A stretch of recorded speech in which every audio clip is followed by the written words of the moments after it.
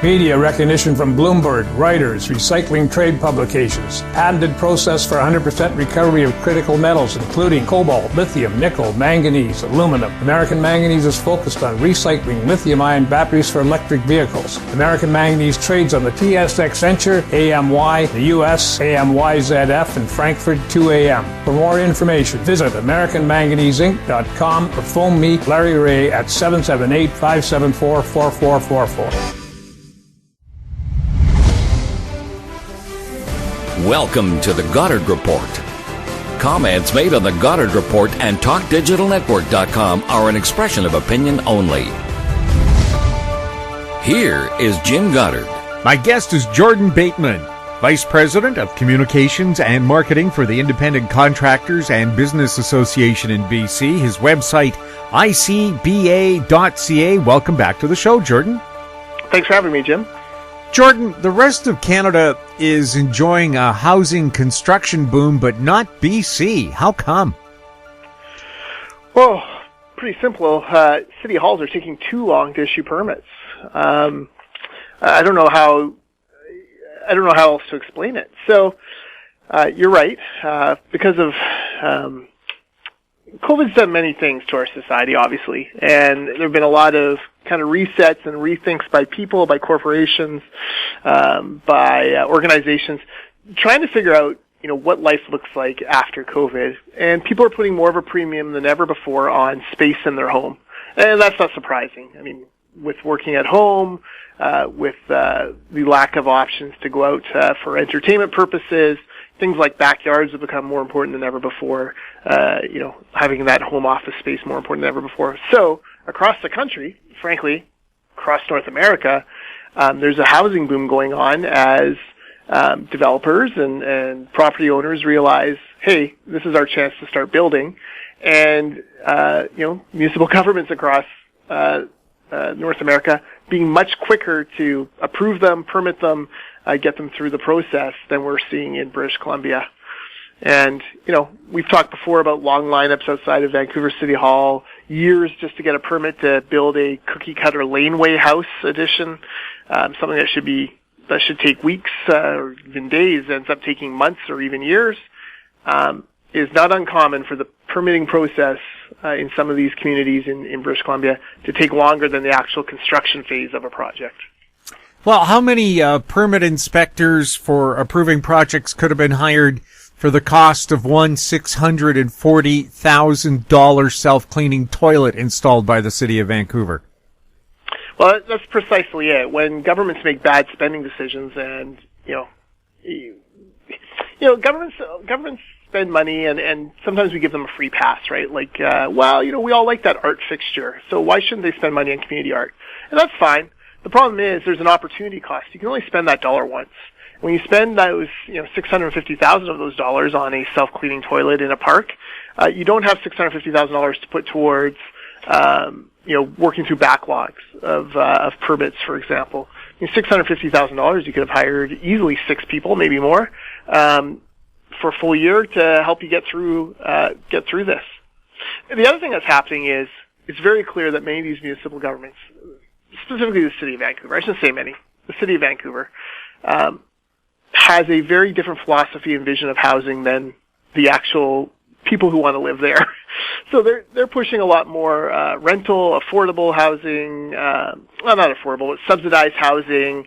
They're asking for more and more amenities, adding more and more costs to these projects. And now you're seeing big developers like, for example, Boza Properties this week had a story in the paper about how they're moving away from building projects that people could actually buy into and own and moving into rental projects. And that's great. We definitely need rental stock, but we also need home ownership stock. And, there's an interesting philosophical divide going on in British Columbia right now between people like Paul Kershaw from Generation Screwed, a University of BC professor, made $170,000 last year and got a $250,000 grant from the federal government, who basically wants to punish people for owning a home by taxing them more on something they bought already with after-tax income. So you have these philosophical and ideological things. You have the malaise at city halls taking too long to permit. and then you have companies not willing to assume as much risk as they have in the past because of COVID and other economic issues. So really, the city of Vancouver is against home ownership. They don't believe that at some point you get to stop paying to live in a certain place. Certainly many of the councillors are, or at least they act like it. You have these groups that, seem to support that.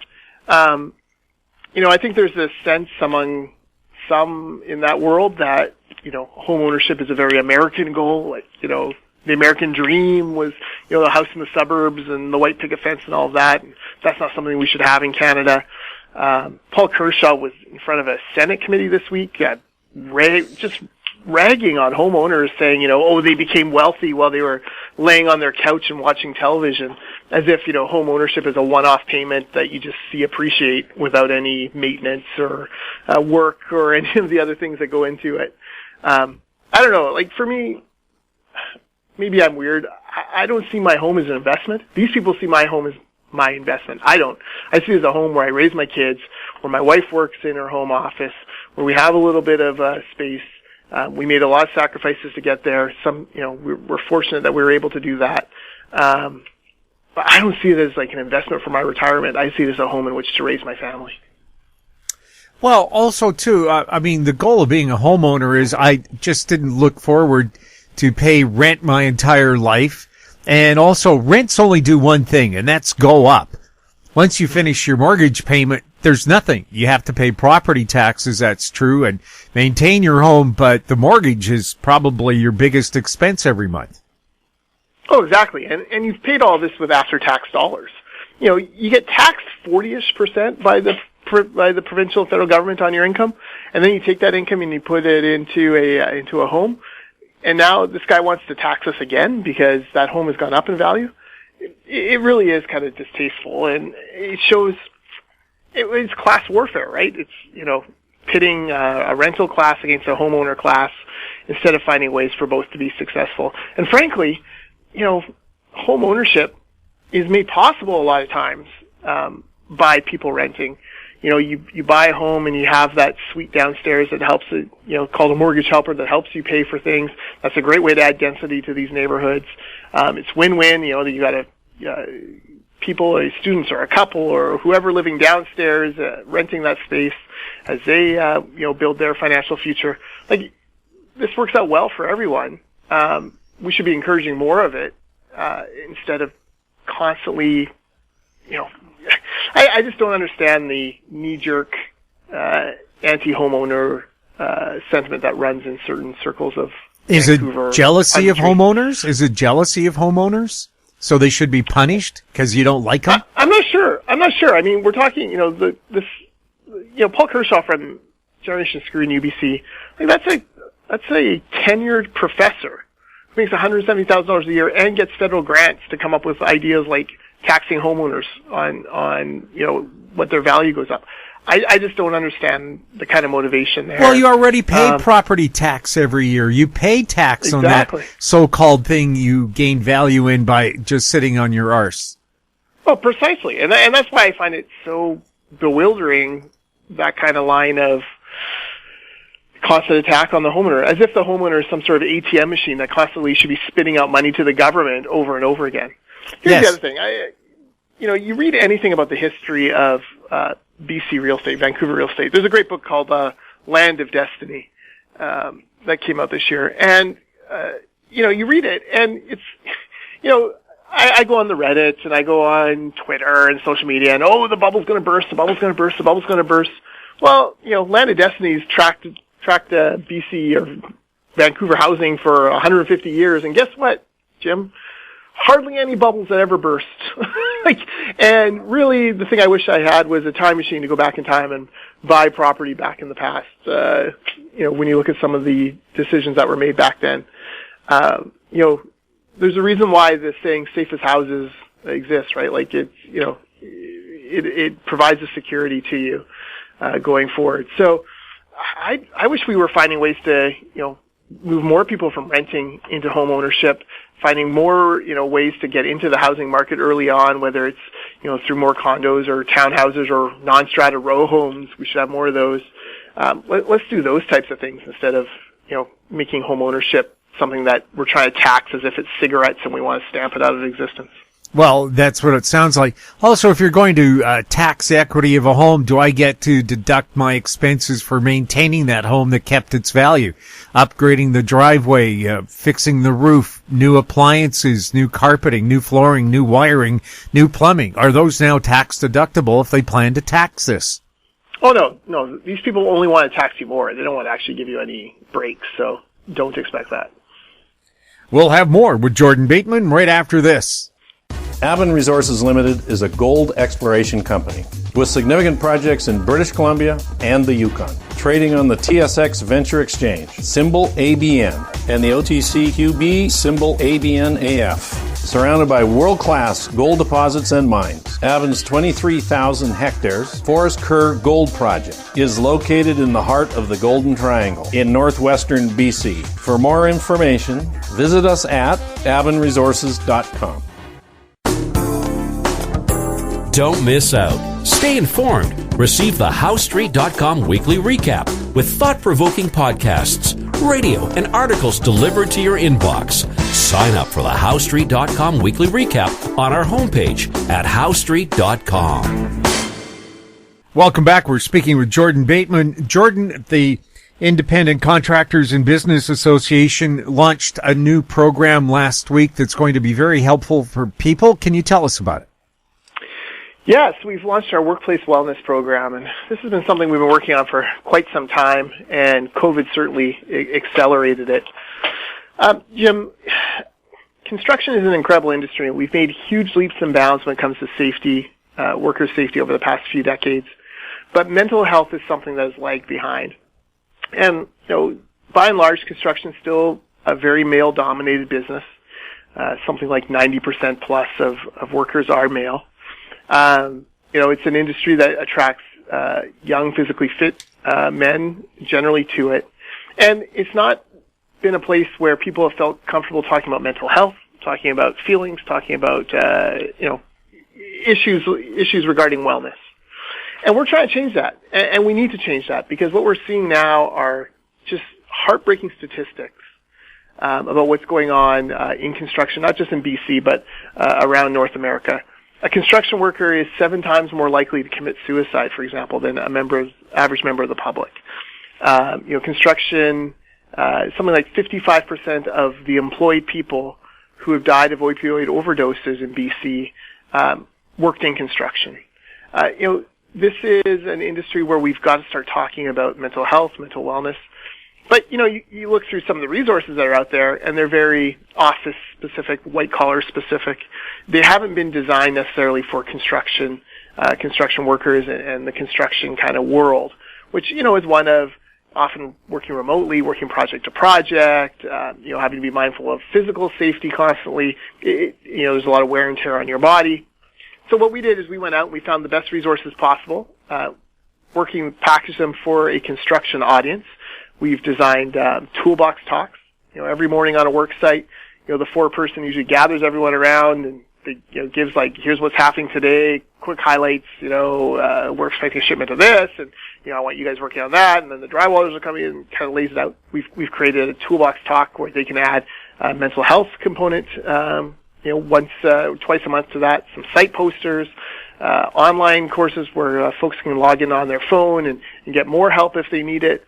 Connecting to counselors, all that sort of stuff, but all from a construction focus and making sure that we're speaking the right language and really speaking the right helps for those people. So we're excited about it. We launched it last Monday.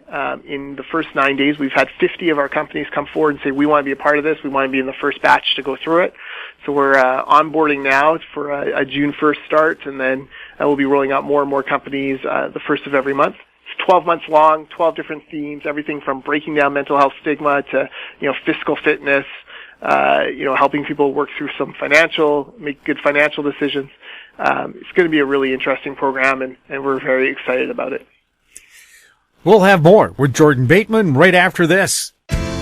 Engineer Gold Mines is focused on the exploration and development of the historic high-grade Engineer Gold Mine situated 32 kilometers southwest of Atlan, British Columbia. Engineer Gold Mines is fully permitted for surface and underground exploration with the drill program now underway. Engineer Gold Mines Limited trades on the TSX Venture Exchange, symbol EAU. For more information, please visit us at engineergoldmines.com. Welcome back. We're speaking with Jordan Bateman. Jordan, is there still a big demand for skilled construction workers in British Columbia? Oh, yeah. If you want a job right now in construction, you can get one very easily. In fact, send us a resume, icba.ca/jobs. We'll connect you with employers today.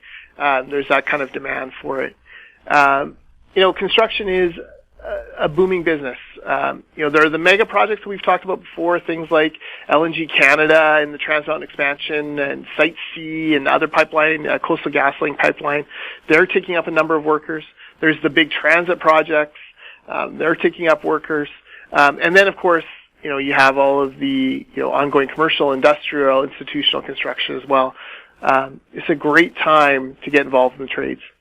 In fact, Jim, really interesting program. It's been running for a few years out of Abbotsford School District.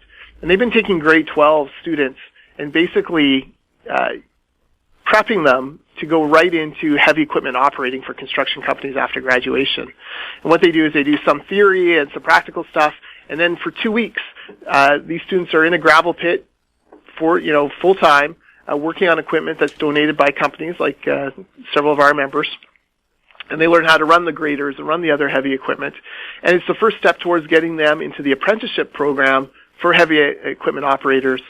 18 students in Abbotsford just finished up their 2 weeks. Just seen some promotional videos. You can see them on our website, icba.ca.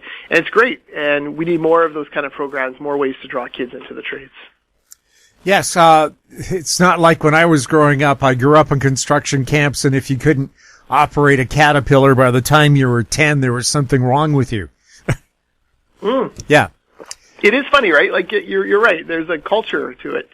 What we're really excited about is this program is drawing a lot of young women into it as well. And, that's really exciting to see because, young women are a very small percentage of the overall apprentices in the trades. And it's something that, whether your ICBA, Open Shop Company, the Industry Training Authority who manages all the apprentices in British Columbia, the unions, we're all trying to find ways to bring more young women into the trades because it's such a great life-supporting, family-supporting, home, job for the long term. So the more we can do on that, the better. I also read a story about construction company owners like the female operators better because they're less likely to wreck the equipment. They don't throw it around the way guys do recklessly. Well, that might be something you would say, Jim, but I cannot possibly comment on that as the British House of Cards has taught us. So, no, listen, there's such a skill shortage right now in BC. Companies are looking for anyone who can work these pieces of equipment. And, if you're a reliable, hardworking individual who, is willing to learn, you can go a long way in construction and make a lot of money in a career that is very lucrative and, frankly, will always be in demand. We're always going to be building stuff in this province. We're going to need workers for a long time to come. I have a niece who's a welder in Edmonton. She loves the job. She loves the money. She loves the opportunity. She used to be a tattoo artist, but she said she likes what she creates now better. Yeah, well, she gets to see it probably on a more regular occasion.